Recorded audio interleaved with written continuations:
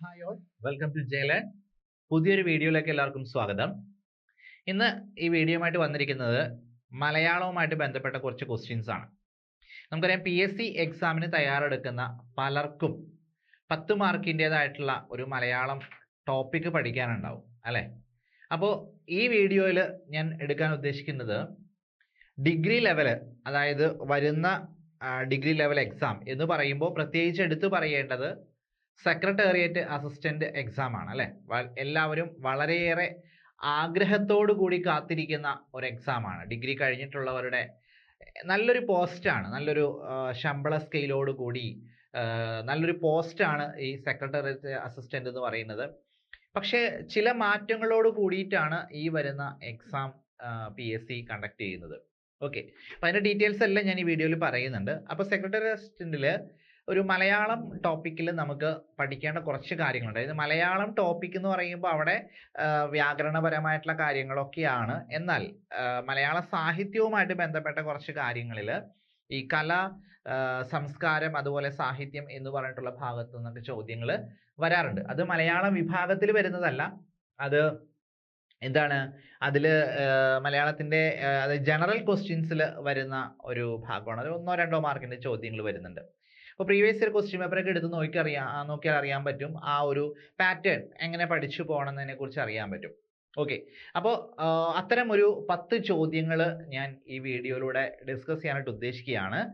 അപ്പോൾ video skip ചെയ്യാതെ എല്ലാവരും കാണുക. നിങ്ങൾക്ക് വളരെയധികം ഉപകാരപ്പെടുന്ന ഒരു ക്ലാസ് ആയിരിക്കും. 10 ചോദ്യങ്ങൾ എന്ന് പറയുമ്പോൾ ആ 10 ചോദ്യങ്ങളിലൂടെ നമ്മളൊന്ന് സഞ്ചരിക്കുകയാണ്. മലയാള സാഹിത്യത്തിലെ പ്രധാനപ്പെട്ട ചില കഥാപാത്രങ്ങളെ സംബന്ധിച്ചിട്ടുള്ള ചോദ്യങ്ങളാണ് ഈ 10 ചോദ്യങ്ങളായിട്ട് ഞാൻ ഉൾപ്പെടുത്തിയിരിക്കുന്നത്. ഓക്കെ, അപ്പോൾ ഇത് പഠിക്കുക എന്ന് പറഞ്ഞിട്ടുണ്ടെങ്കിൽ 1 മാർക്കിൻ്റെ 2 മാർക്കിൻ്റെ ചോദ്യമായിരിക്കും വരുന്നത്. പക്ഷെ നമ്മളത് എന്ത് ചെയ്യണം? നന്നായിട്ട് കവർ ചെയ്യണം. ഇപ്പോൾ ഈ കഴിഞ്ഞ LDC പരീക്ഷകളൊക്കെ എടുത്ത് നോക്കിക്കഴിഞ്ഞാൽ അറിയാൻ പറ്റും മലയാള സാഹിത്യത്തിൻ്റെ ഭാഗങ്ങളിൽ നിന്നൊക്കെ ഒരുപാട് ചോദ്യങ്ങൾ വന്നിട്ടുണ്ട് അല്ലേ? നമുക്ക് ഏതോ ഒരു സ്റ്റേജിൽ ഇപ്പോഴും ഞാൻ ഓർക്കുന്നുണ്ട്, മലയാള സാഹിത്യത്തിൻ്റെ ചില പുസ്തകങ്ങൾ അല്ലെങ്കിൽ ചില വരികളൊക്കെ തന്നിട്ട് അത് ഏത് പുസ്തകവുമായിട്ട് ബന്ധപ്പെട്ട് മാച്ച് ചെയ്യുന്ന രീതിയിലൊക്കെ ചോദ്യം വന്നിട്ടുണ്ട്. അപ്പോൾ ശരിക്കും പറഞ്ഞിട്ടുണ്ടെങ്കിൽ എല്ലാ വിഷയങ്ങളിലെയും ക്വസ്റ്റ്യൻസ് മാറ്റം വന്ന പോലെ തന്നെ മലയാളം എന്ന് പറയുന്ന വിഭാഗത്തിലും മാറ്റങ്ങൾ വന്നുകൊണ്ടിരിക്കുകയാണ്. ഓക്കെ, അപ്പോൾ നിങ്ങളുടെ അടുത്ത് കൂടുതൽ പറഞ്ഞ് ഞാൻ ബോറടിപ്പിക്കുന്നില്ല, നമുക്ക് ചോദ്യത്തിലേക്ക് കടക്കാം. ഒന്നാമത്തെ ചോദ്യം ഇതാണ്, അതായത് ചന്ദ്രക്കാരൻ എന്ന് പറഞ്ഞിട്ടുള്ള കഥാപാത്രം. അപ്പോൾ ഞാൻ നേരത്തെ സൂചിപ്പിച്ചു 10 ചോദ്യങ്ങൾ ഉൾപ്പെടുത്തിയിരിക്കുന്നത് കഥാപാത്രങ്ങളുമായിട്ട് ബന്ധപ്പെട്ട ചോദ്യങ്ങളാണ് ഈ വീഡിയോയിൽ. അപ്പോൾ ഇതിൽ ഒന്നാമത്തെ ചോദ്യം എന്ന് പറയുന്നത് ചന്ദ്രക്കാരൻ എന്ന് പറയുന്ന കഥാപാത്രം ഏതിലെ കഥാപാത്രം എന്നാണ് ചോദിച്ചിരിക്കുന്നത്. അപ്പോൾ മലയാള കൃതികൾ എന്ന് പറഞ്ഞിട്ടുണ്ടെങ്കിൽ വളരെ ഇമ്പോർട്ടൻ്റ് ആയിട്ട് നമുക്ക് പഠിക്കേണ്ടതാണ്. PSC എക്സാമിനൊക്കെ ചോദിക്കുന്നതാണ്. MTയുടെ നാലുകെട്ടിനെ കുറിച്ചും അതുപോലെ തന്നെ എന്താണ് രണ്ടാമൂഴം പോലുള്ള, അതുപോലെ T പത്മനാഭന്റെ കൃതികളൊക്കെ കുറിച്ചുള്ള ചോദ്യങ്ങളൊക്കെ ഇതിനു മുമ്പ് വന്നിട്ടുണ്ട്. അപ്പൊ ഇവിടെ ഒരു കഥാപാത്രമാണ് പറഞ്ഞിരിക്കുന്നത്, ചന്ദ്രക്കാരൻ. അപ്പൊ പണ്ടത്തെ സിലബസ് അനുസരിച്ച് പഠിച്ചവർക്ക് അറിയാൻ പറ്റും ഇത് ഏത് കഥാപാത്രമാണെന്ന്. ഒരു പറ്റം ആൾക്കാർക്ക് എന്താണ് വായനാശീലമുള്ള ആളുകൾക്ക് പെട്ടെന്ന് ഇത് മനസ്സിലാവുന്ന ക്യാരക്ടറാണ്. ചില ആൾക്കാർക്ക് ചിലപ്പോൾ അത് ഈ ഒരു കഥാപാത്രം എവിടെയോ കേട്ടിട്ടുണ്ടായിരിക്കും, പക്ഷെ കൃതി അതെന്ന് ഒരു അറിവുണ്ടായിരിക്കില്ല. അപ്പോൾ ആ രീതിയിലേക്ക് നിങ്ങളുടെ അറിവിലേക്ക് ഞാൻ ഒരു ഉത്തരത്തിലേക്ക് കടക്കുകയാണ്. ചന്ദ്രക്കാരൻ എന്ന് പറയുന്ന ഏത് കൃതിയിലെ കഥാപാത്രം എന്ന് ചോദിച്ചിട്ടുണ്ടെങ്കിൽ ഓപ്ഷൻ എടുത്തേക്കണം, നോക്കിയേ. രാമരാജ ബഹദൂർ, ഇന്ദുലേഖ, ശാരദ, ധർമ്മരാജ. ഈ 4 നോവലുകളുടെ പ്രത്യേകത എന്താണെന്ന് ആദ്യമേ തന്നെ പറയാണ്. കാരണം വേറെ ഒന്നുമല്ല, മലയാള നോവൽ സാഹിത്യത്തിലെ തുടക്കത്തിന്റെ ആദ്യകാല നോവലുകളിൽ പെടുന്നതാണ് ഈ 4 എണ്ണം എന്ന് നമുക്കറിയാം. അതെല്ലാവർക്കും അറിയാം അല്ലേ? ഇപ്പൊ നമ്മൾ മലയാളം ചെറിയ ക്ലാസ് തുടങ്ങി പഠിക്കുന്ന സമയത്ത് നമ്മൾ പഠിക്കുന്നുണ്ട്. ആദ്യത്തെ നോവൽ കുന്തലത എന്നും ആദ്യത്തെ ലക്ഷണമൊത്ത നോവൽ എന്ന് പറയുന്നത് ഇന്ദുലേഖ എന്നും പഠിക്കുന്നുണ്ട്. ഇത് കൂടാതെ തന്നെ ഇന്ദുലേഖയും കുന്തലതയും കൂടാതെ തന്നെ ചരിത്ര നോവലുകൾ എന്നറിയപ്പെടുന്ന 3 നോവലുകളുണ്ട് അല്ലെ? രാമരാജ ബഹദൂർ, ധർമ്മരാജ, മാർത്താണ്ഡവർമ്മ. ഇത് എഴുതിയത് ആരാണെന്ന് അറിയാലോ? CV രാമൻ പിള്ളയാണ്. CV രാമൻ പിള്ളയെ പറയുന്ന ഒരു വിശേഷണം ഉണ്ടല്ലോ, കേരള സ്കോട്ട് എന്ന് വിളിക്കുന്നുണ്ട് അല്ലെ? അപ്പൊ അദ്ദേഹം എഴുതിയിട്ടുള്ള ഈ ചരിത്ര ആഖ്യായികകൾ അല്ലെങ്കിൽ ചരിത്ര നോവലുകൾ എന്നറിയപ്പെടുന്നതാണ് 3 എണ്ണം. ധർമ്മരാജ, രാമരാജ ബഹദൂർ, പിന്നെ ഒരെണ്ണം കൂടി ഉണ്ടല്ലോ മാർത്താണ്ഡവർമ്മ എന്ന് പറഞ്ഞിട്ടുള്ള നോവലും. ഓക്കെ, ഇത് 3ഉമാണ് അദ്ദേഹത്തിന്റെ ചരിത്ര നോവലുകൾ എന്നറിയപ്പെടുന്നത്. അപ്പോ ഈ പറഞ്ഞ മൂന്ന് നോവലുകൾ ചരിത്ര നോവലുകളാണെന്ന് പറഞ്ഞു. ഇതിൽ ഇന്ദുലേഖയും ശാരദയും ഇത് ആരുടേതാണെന്ന് അറിയാലോ? ചന്തുമേനോന്റെ നോവലുകളാണ്. ഇതിൽ ശാരദ എന്ന് പറയുന്ന നോവലിന്റെ പ്രത്യേകത വെച്ചിട്ടുണ്ടെങ്കിൽ അപൂർണമായ നോവലാണ്. ഓക്കെ, ഇനി ഒരു കാര്യം കൂടി എനിക്ക് പ്രത്യേകിച്ച് പറയാനുള്ളത്, ഈ 4 നോവലുകളിലെയും കഥാപാത്രങ്ങളെ കുറിച്ചുള്ള ചോദ്യങ്ങൾ PSC പരീക്ഷയ്ക്ക് വന്നിട്ടുണ്ട്. അതൊന്ന് ഓർത്ത് വെക്കുക. അതില് രാമരാജ ബഹദൂർ എന്താണ്? രാമരാജ ബഹദൂർ എന്ന് പറയുമ്പോൾ അത് തിരുവിതാംകൂർ പശ്ചാത്തലമാക്കി പറഞ്ഞിട്ടുള്ളതാണ് ഈ 3 നോവലുകളും, ധർമ്മരാജയും മാർത്താണ്ഡവർമ്മയും രാമരാജ ബഹദൂറും. അതുപോലെ തന്നെ ഇന്ദുലേഖ പഞ്ചുമേനോൻ, സൂര്യ നമ്പൂതിരിപ്പാട്, ഷിന്നൻ, ഷീനു പട്ടർ, ശങ്കരശാസ്ത്രികൾ, മാധവൻ തുടങ്ങിയ കഥാപാത്രങ്ങൾ വരുന്നതാണ് ഇന്ദുലേഖ.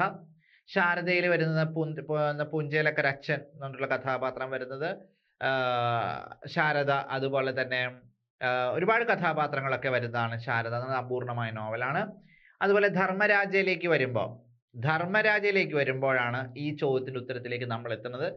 ചന്ദ്രക്കാരൻ എന്ന് പറയുന്നത്, കാളിയുടയാൻ ചന്ദ്രക്കാരൻ എന്നാണ് പറയുന്നത്. അത് ധർമ്മരാജയിലെ പ്രധാന കഥാപാത്രമാണ്. മറ്റു പ്രധാന കഥാപാത്രങ്ങൾ എന്ന് പറയുമ്പോൾ ഏതാണ്? ഹരിപഞ്ചാളൻ എന്ന് പറയുന്ന കഥാപാത്രമുണ്ട്, മീനാക്ഷി, കേശവൻ കുഞ്ഞ്, കേശവപിള്ള, അതുപോലെ തന്നെ എന്താണ് ഹരിപഞ്ചാളൻ ഞാൻ പറഞ്ഞു. ഇങ്ങനെയുള്ള പ്രധാന കഥാപാത്രങ്ങളൊക്കെ ഈ ധർമ്മരാജ എന്ന് പറയുന്ന നോവലിലെ കഥാപാത്രങ്ങളാണ്. ഈ പറയുന്ന ചരിത്ര നോവലുകളിൽ മാർത്താണ്ഡവർമ്മ എന്ന നോവൽ ഞാൻ സൂചിപ്പിച്ചു ഇവിടെ. അതിൽ ചോദിക്കാൻ സാധ്യതയുള്ളതും ചോദിച്ചിട്ടുള്ളതും ഭ്രാന്തൻ ചാനാൻ എന്ന് പറയുന്ന ഒരു കഥാപാത്രമുണ്ട്.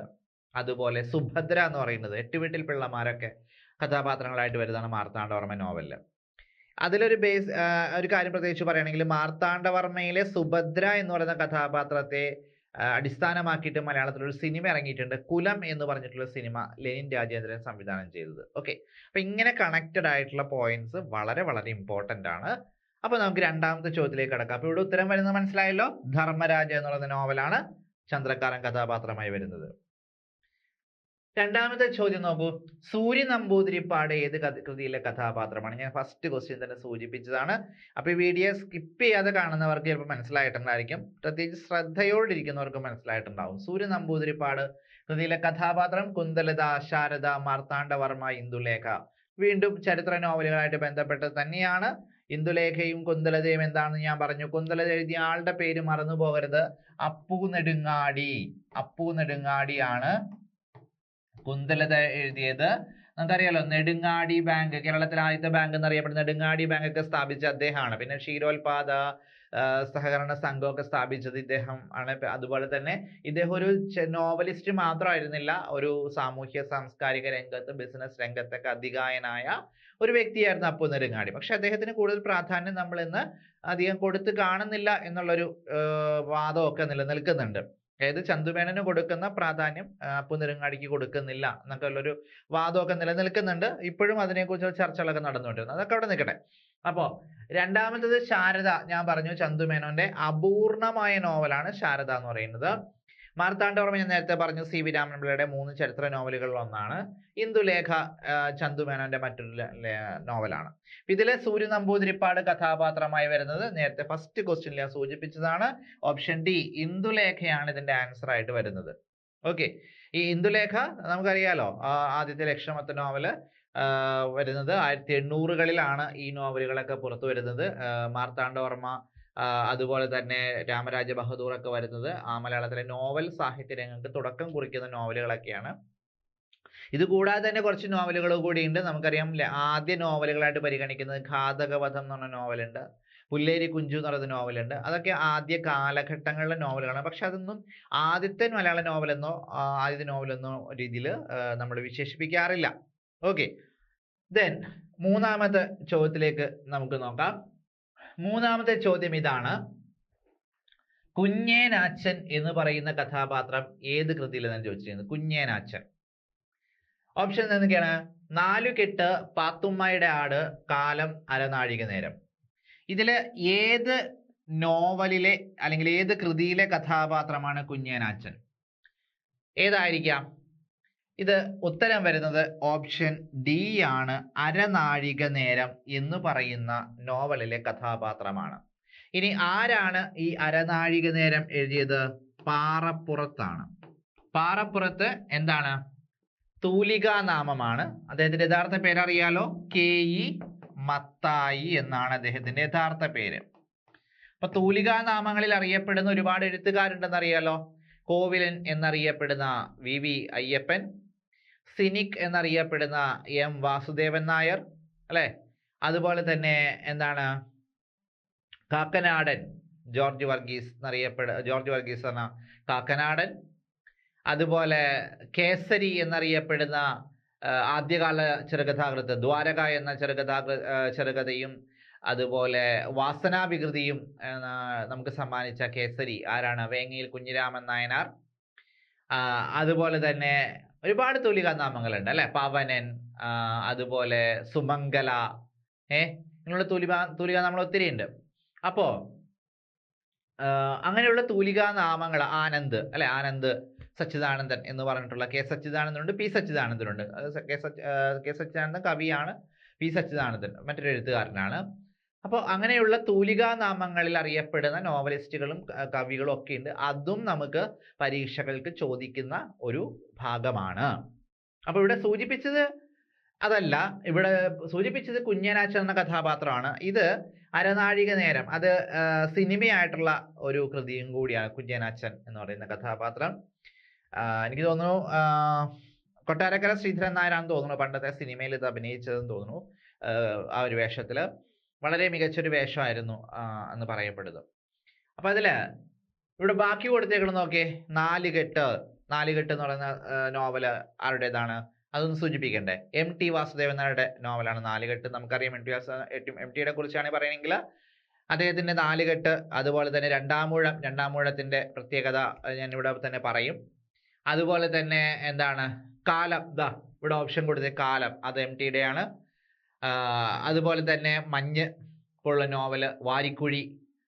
അതുപോലെ ചെറുകഥകളുണ്ട്, എന്താണ്, നിന്റെ ഓർമ്മയ്ക്ക്, അതുപോലെ അക്കൽദാമയിൽ പൂക്കൾ വിടരുമ്പോൾ, അതുപോലെ ഇരുട്ടിന്റെ ആത്മാവ് തുടങ്ങിയിട്ടുള്ള കൃതികൾ, മുറപ്പെണ്ണ് തുടങ്ങിയിട്ടുള്ളതൊക്കെ. അതുപോലെ ഒരുപാട് സിനിമകൾക്കും തിരക്കഥയിട്ടുണ്ട്. മുറപ്പെണ്ണ്, ഇരുട്ടിന്റെ ആത്മാവ്, അതുപോലെ എന്താണ്, ഒരു വടക്കൻ വീരഗാഥ, അതുപോലെ ഒരു ചെറുപുഞ്ചിരി, നിർമാല്യം തുടങ്ങിയ സിനിമകളെല്ലാം തിരക്കഥ എഴുതിയിട്ടുണ്ട്.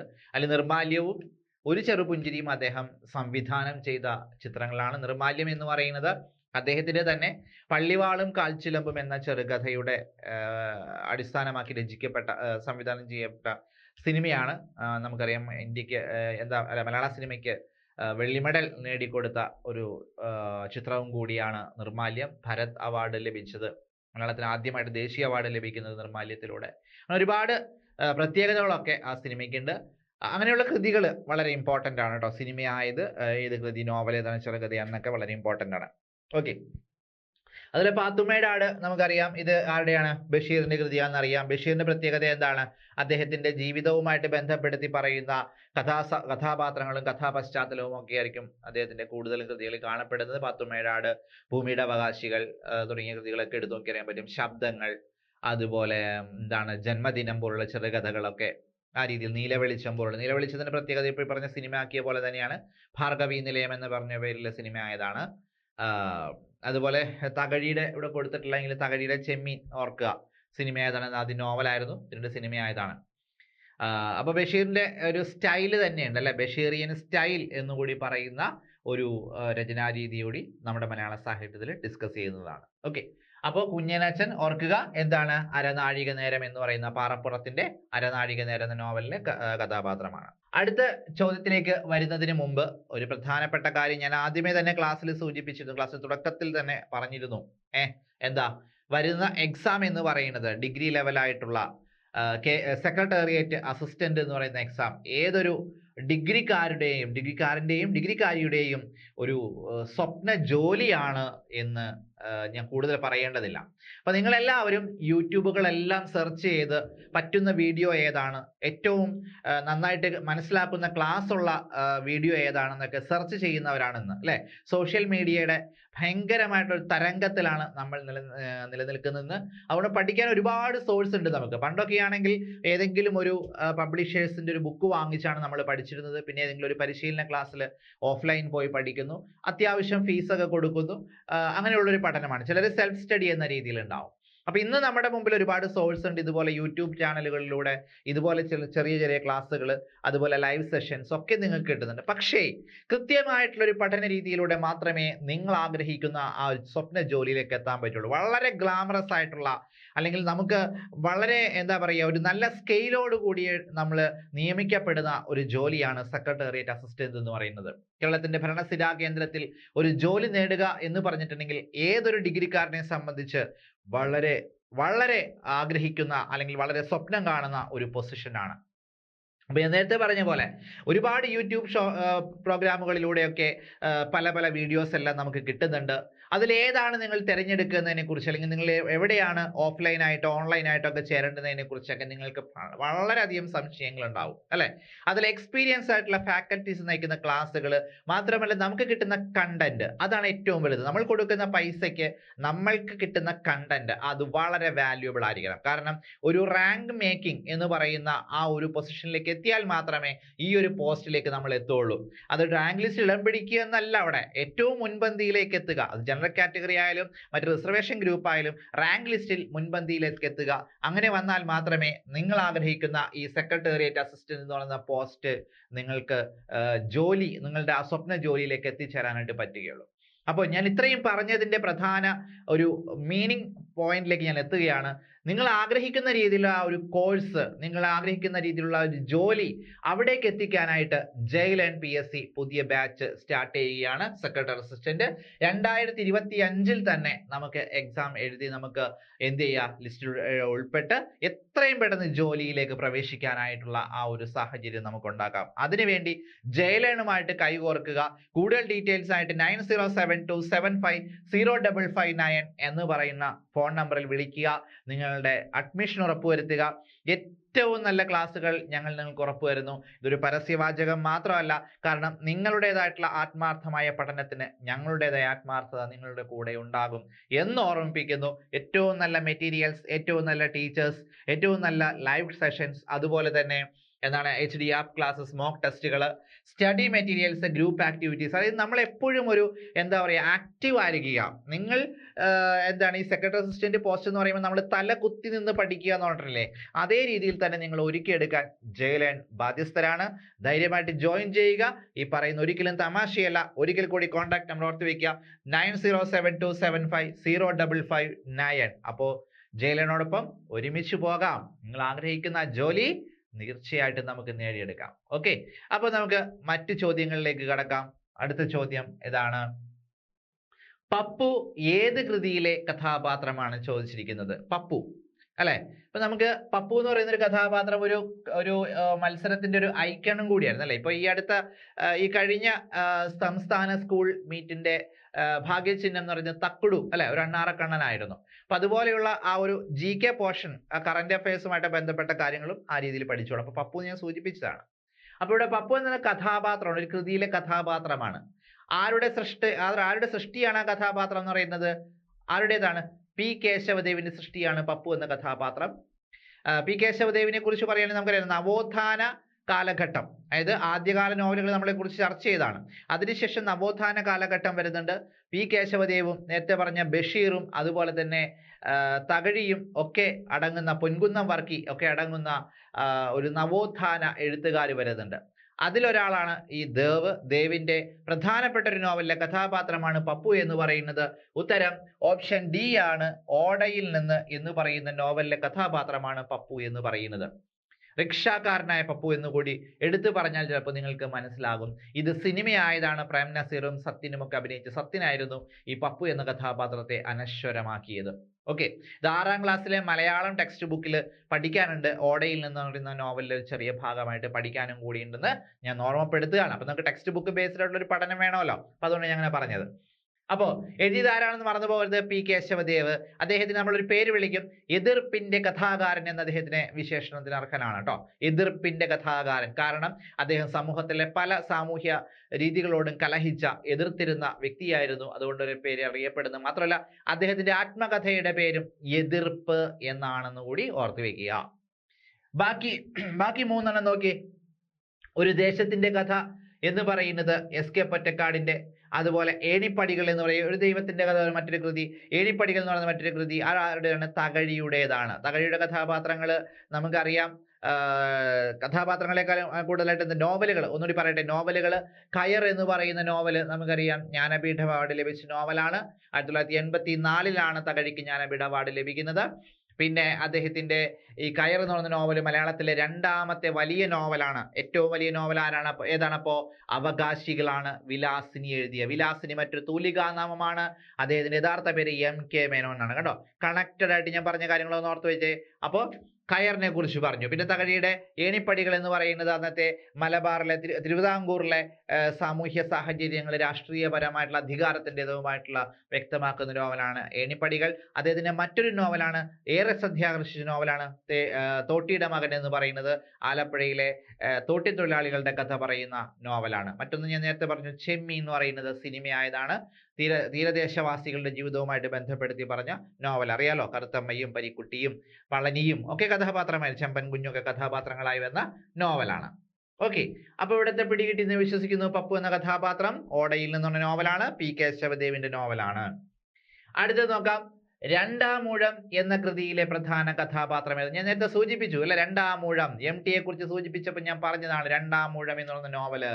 അതിലെ പ്രധാന കഥാപാത്രം ഏതാണെന്ന് ചോദിച്ചു കഴിഞ്ഞാൽ ഓപ്ഷൻ നോക്കൂ. അർജുനൻ, ശ്രീകൃഷ്ണൻ, കർണൻ, ഭീമൻ.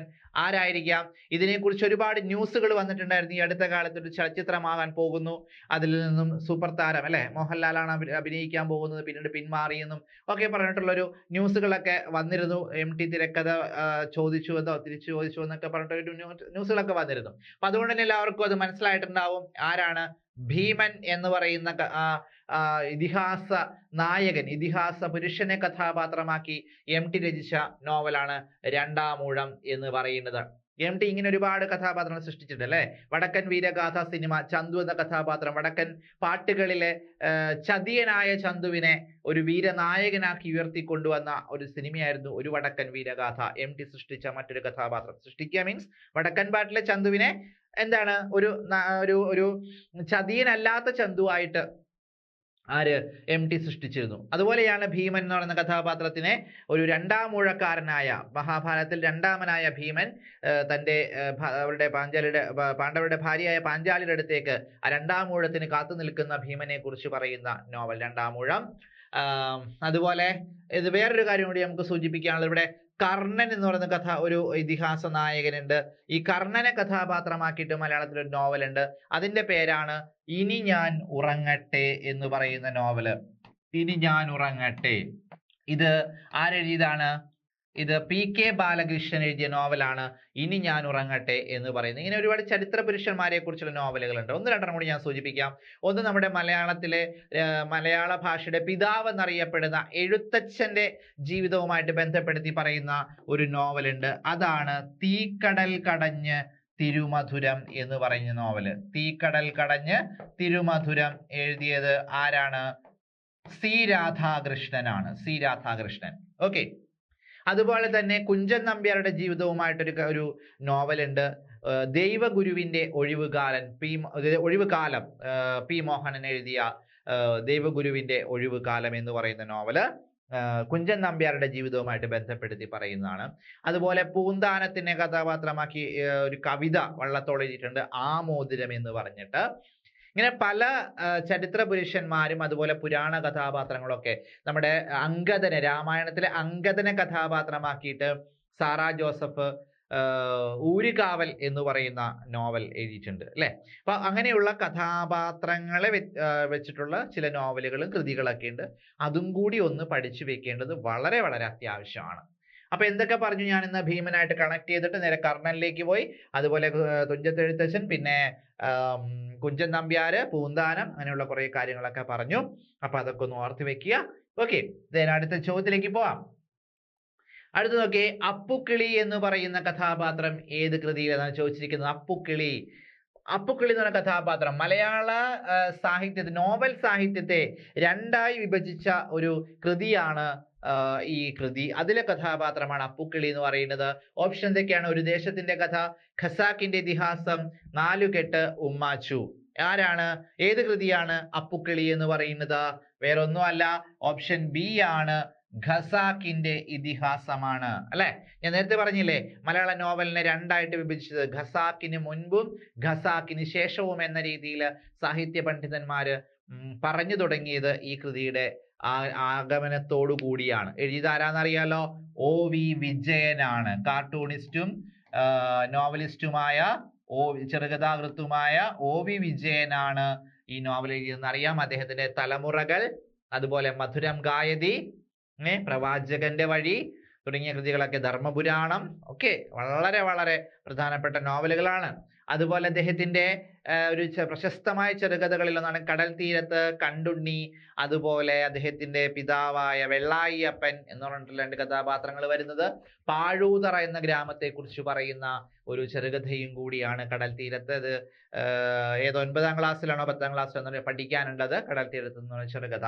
ഓക്കെ, അങ്ങനെ ഒ വിജയന്റെ പ്രശസ്തമായ ഒരു നോവലാണ് ഖസാക്ക്. ഖസാക്ക് എന്ന് പറയുന്നത് രവി, അല്ലെ, രവി ഏകാധ്യാപക വിദ്യാലയത്തിലേക്ക് ജോലി കിട്ടി വരുന്ന രവി എന്ന് പറയുന്ന കഥാപാത്രം, മൈമുന, അതുപോലെ തന്നെ അപ്പുക്കിളി, അള്ളാപ്പിച്ച മൊല്ലാക്ക തുടങ്ങിയിട്ടുള്ള കഥാപാത്രങ്ങളൊക്കെ വരുന്ന ഒരു നോവലാണ് ഖസാക്കിന്റെ ഇതിഹാസം. അല്ലെ, അപ്പോൾ അതിൽ ഒ വി വിജയന്റെ ഒരു മാസ്റ്റർ പീസ് എന്ന് കൂടി വിശേഷിപ്പിക്കുന്ന നോവലും കൂടിയാണ് ഈ കൃതി. ഓക്കെ, ദെൻ ഒരു ദേശത്തിന്റെ കഥ അറിയാലോ, ആരുടേതാണ്?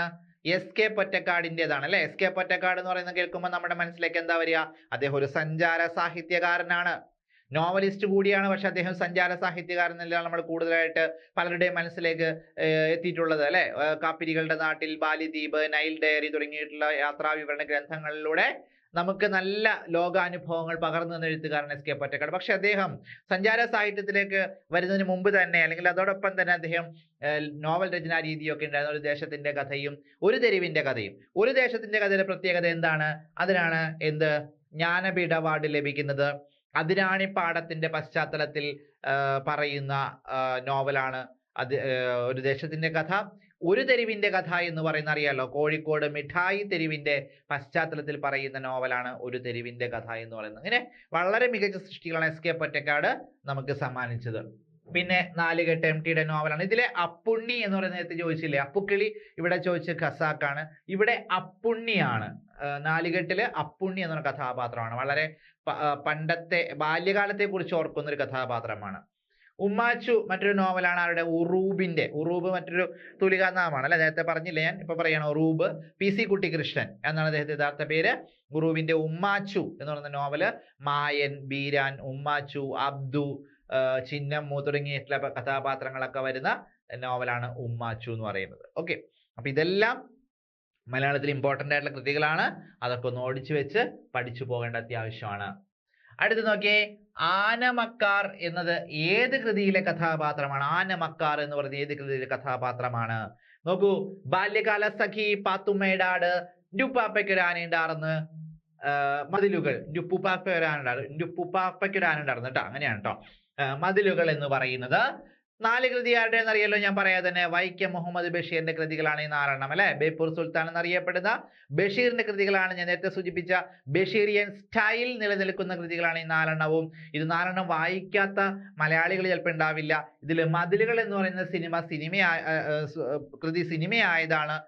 നമ്മുടെ എന്താണ്, അടൂർ ഗോപാലകൃഷ്ണനാണ് സംവിധാനം ചെയ്തത്. മമ്മൂട്ടിയുടെ ഒരു വേഷമൊക്കെ വളരെ ശ്രദ്ധേയമാണ്. മാത്രമല്ല നായിക ശബ്ദം മാത്രമായിട്ട് KPS ലളിത എന്ന അനുഗ്രഹീത കലാകാരി ശബ്ദ സാന്നിധ്യത്താൽ നമ്മൾ വിസ്മയിച്ച ഒരു സിനിമയും കൂടിയാണ് മതിലുകൾ എന്ന് പറയുന്നത്. ഓക്കെ, അതുപോലെ ബാല്യകാല സഖി അറിയാലോ, എന്താണ്? ഇമ്മിണി വല്യ ഒന്ന് അല്ലെ, ഒന്നും കൂട്ടിയാൽ ഇമ്മിണി വല്യ ഒന്ന് എന്നുള്ള ആ ഒരു പ്രശസ്തമായിട്ടുള്ള ഡയലോഗ് വരുന്ന ഒരു നോവലാണ്. സുഹറയും മജീദുമായിട്ട് ബന്ധപ്പെട്ട് അവരെ ആ 2 കഥാപാത്രങ്ങളെ വ്യക്തമാക്കുന്നത്. പാത്തുമ്മേടാട് അറിയാലോ, അദ്ദേഹത്തിന്റെ ജീവിതവുമായിട്ട് ബന്ധപ്പെടുത്തി പറയുന്നതാണ് പാത്തുമ്മേടാട്. അതുപോലെ എൻ്റെ ഉപ്പുപ്പാക്കൊരാനുണ്ടാർന്ന് പറയുന്നത് കൃതി.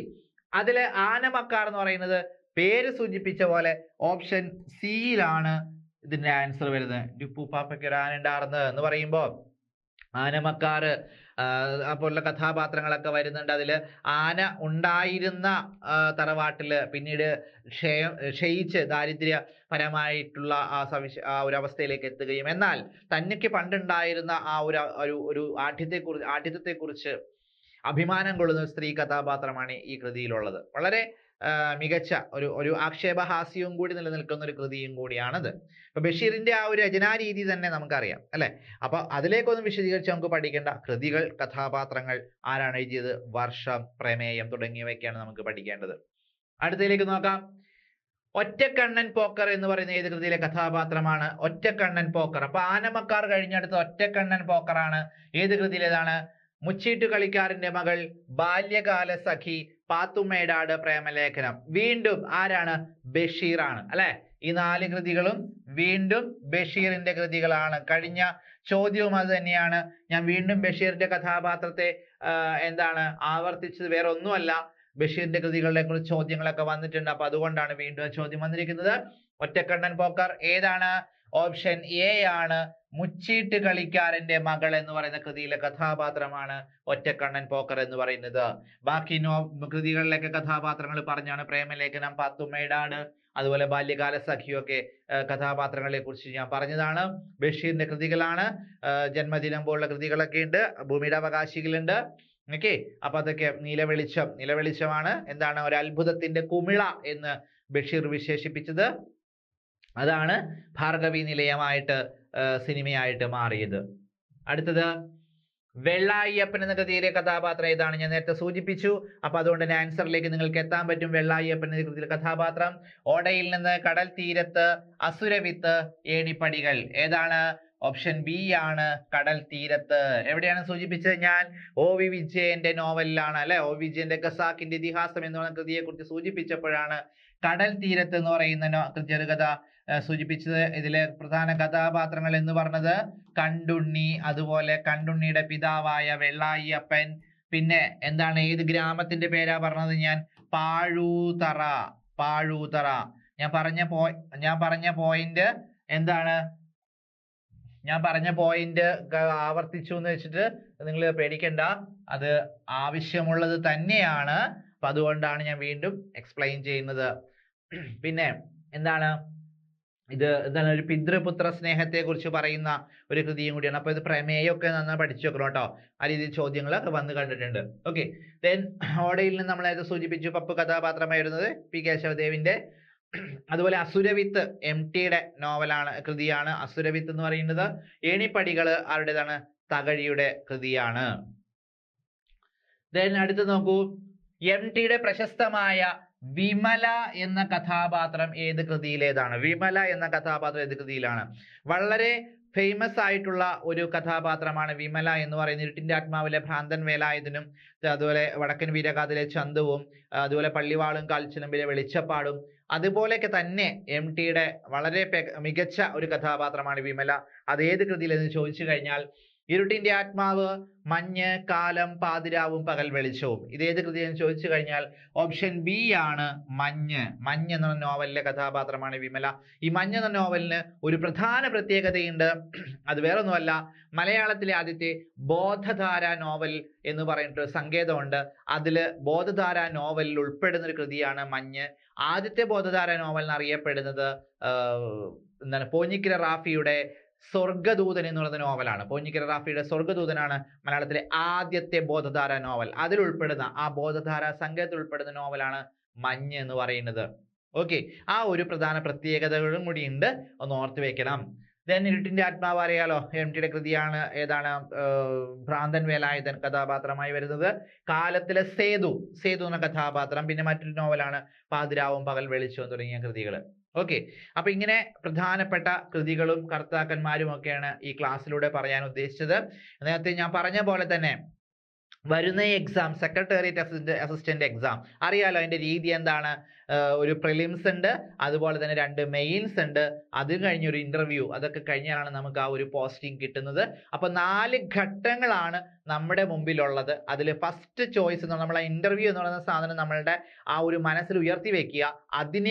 അതിലേക്ക് എത്തിപ്പെടണമെങ്കിൽ ആദ്യത്തെ കടമ്പയായ പ്രിലിംസ് നമ്മൾ പാസ്സാവണം. ഓക്കെ, അപ്പൊ സിലബസിലെല്ലാം മാറ്റങ്ങളൊന്നും വന്നിട്ടില്ല. പ്രിലിംസിന്റെ സിലബസ് വേറെയാണ്, മെയിൻസിന്റെ സിലബസ് വേറെയാണെന്ന് പറയുന്നു. അതൊക്കെ മാറ്റം വരികയാണെങ്കിൽ തന്നെ നമുക്ക് മലയാളം ഇതൊക്കെ രീതി തന്നെയാണ് പഠിച്ചു പോകേണ്ടത്. അപ്പോൾ നിങ്ങളുടെ ലക്ഷ്യം 4ാമത്തെ ഘട്ടമായ ഇന്റർവ്യൂ കഴിഞ്ഞ് റാങ്ക് ലിസ്റ്റ് മുൻപന്തിയിലെത്തുക. അതിന് നമ്മൾ ഇവിടെ നിന്ന് ഫസ്റ്റ് സ്റ്റെപ്പ് തുടങ്ങുകയാണ്. അത് പ്രിലിംസിന് തയ്യാറെടുക്കുക. നോട്ടിഫിക്കേഷൻ വന്ന് എന്നിട്ട് പഠിച്ചു തുടങ്ങാം, അല്ലെങ്കിൽ ആപ്ലിക്കേഷൻ സബ്മിറ്റ് ചെയ്തിട്ട് പഠിച്ചു തുടങ്ങാം, എക്സാം ഡേറ്റ് വന്നിട്ട് പഠിച്ചു തുടങ്ങാം എന്ന് കരുതി ആരും ഇരിക്കരുത്. ഇപ്പോൾ കഴിഞ്ഞ ദിവസങ്ങളിലെല്ലാം ന്യൂസ് പേപ്പറുകളിലും തൊഴിൽ വാർത്തകളിലും ഒക്കെ നമ്മൾ കണ്ടാണ്, തൊഴിൽ വീഥി, തൊഴിൽ വാർത്ത തുടങ്ങിയിട്ടുള്ള ന്യൂസുകളിലെല്ലാം നമ്മൾ കണ്ടതാണ് സെക്രട്ടേറിയറ്റ് അസിസ്റ്റന്റ് വിജ്ഞാപനം വരും എന്ന്. അപ്പോൾ ആ ന്യൂസ് കേട്ടപടി തന്നെ നിങ്ങൾ പഠിച്ചു തുടങ്ങിയിട്ടുണ്ടെന്ന് വിശ്വസിക്കുന്നു. ഇനിയും പഠിക്കാത്തവരെന്ത് ചെയ്യുക, ഇന്ന് തുടങ്ങി പഠിക്കുക. പരമാവധി സമയം യൂട്ടിലൈസ് ചെയ്ത് നന്നായിട്ട് തന്നെ ശ്രമിക്കുക. അപ്പം ജയിലൺ നിങ്ങളുടെ കൂടെ ഉണ്ടാവും. അതുകൊണ്ട് തന്നെ നേരത്തെ പറഞ്ഞ കോൺടാക്ട് നമ്പർ മറക്കരുത്, കോൺടാക്ട് ചെയ്യുക. എക്സ്പീരിയൻസ് ആയിട്ട് ഫാക്കൽറ്റീസ്, നല്ല മികച്ച ക്ലാസ്സുകളുണ്ട്. നിങ്ങൾ ആഗ്രഹിക്കുന്ന ആ ജോലിയിലേക്ക് ഞങ്ങൾ തീർച്ചയായിട്ടും എത്തിക്കും. ഓക്കെ, അപ്പോൾ വീഡിയോ കണ്ടവർക്ക് വളരെ ഇഷ്ടമായെന്ന് വിശ്വസിക്കുന്നു. ആദ്യമായിട്ടാണ് ഈ ചാനൽ കാണുന്നവർ എന്ത് ചെയ്യുക, സബ്സ്ക്രൈബ് ചെയ്യുക, മറന്നു പോകരുത്. കൂടുതൽ വീഡിയോസും കൂടുതൽ ഇൻഫർമേഷൻ നിങ്ങളിലേക്ക് എത്തണമെങ്കിൽ അത് നിങ്ങളെ സഹായിക്കും. ഓക്കെ, അപ്പോൾ നമുക്ക് മറ്റൊരു വീഡിയോ ആയിട്ട് വീണ്ടും കാണാം. Okay, by.